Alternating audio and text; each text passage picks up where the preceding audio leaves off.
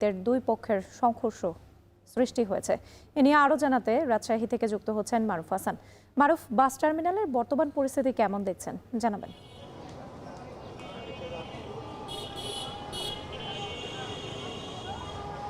রাত্রি বাস টার্মিনালের পরিস্থিতি বর্তমানে থমথমে অবস্থা বিরাজ করছে এবং কিছুক্ষণ আগে এখানে দুই পক্ষ নিয়ে কিন্তু ধাওয়া পাল্টা ধাওয়ার মতো ঘটনা কিন্তু ঘটেছে আমরা দেখতে পেয়েছি। এবং যে এই সূত্রপাত আসলে এই ধাওয়া পাল্টা ধাওয়ার সূত্রপাত আসলে শুরু হয়েছে গতকাল রাত থেকে, কারণ এর আগে আমরা দেখেছি যে গত মঙ্গলবার এবং বুধবারে নাটোর রাজশাহী এবং রাজশাহী নাটোর রুটে বাস চলাচল কিন্তু বন্ধ ছিল। মূলত মালিক দুপক্ষের দ্বন্দ্বের জেরেই মূলত স্বাভাবিকভাবে বাস চলাচলগুলো বন্ধ করে রাখা হয়েছিল। পরবর্তীতে যখন গতকাল মালিক পক্ষের সঙ্গে বসে সিদ্ধান্ত নেওয়া হয় আবার বাস চলাচল স্বাভাবিক হবে, তারপরই দেখা যাচ্ছে যে এখানে রাজশাহী যে শ্রমিক নেতা এবং রাজশাহী মোটর শ্রমিক ইউনিয়নের ভারপ্রাপ্ত সাধারণ সম্পাদক রফিকুল ইসলাম পাখির সঙ্গে কিন্তু শ্রমিক নেতাদের হাতাহাতির ঘটনা কিন্তু ঘটে। পরবর্তীতে তিনি গুরুতর অসুস্থ হয়ে যান এবং পরবর্তীতে সেই রেশ ধরেই কিন্তু পরবর্তীতে আজকের কিছুক্ষণ আগে যে অপ্রীতিকর ঘটনাটি ঘটেছে সেটি আসলে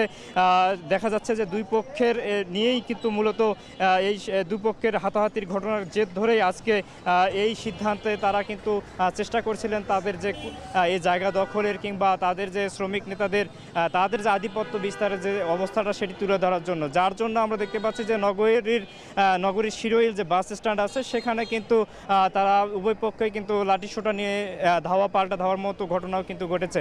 এবং কিছুক্ষণ আগে এখানে পরিস্থিতি স্বাভাবিক করার জন্য পুলিশ প্রশাসন চলে এসেছেন এবং তারা সার্বিকভাবে এই জায়গাটি দেখছেন এবং চেষ্টা করছেন তারা যাতে পরিস্থিতি আর কোনো ধরনের ব্যাগতিক অবস্থা না ঘটে এবং পরিস্থিতি যাতে সম্পূর্ণরূপে স্বাভাবিক অবস্থা বিরাজ করে এমনটা কিন্তু তারা এখানে চেষ্টা চালাচ্ছেন। রাত্রি রাজশাহীর শিরোইল বাস স্ট্যান্ড থেকে আমার কাছে এই ছিল সবশেষ তথ্য।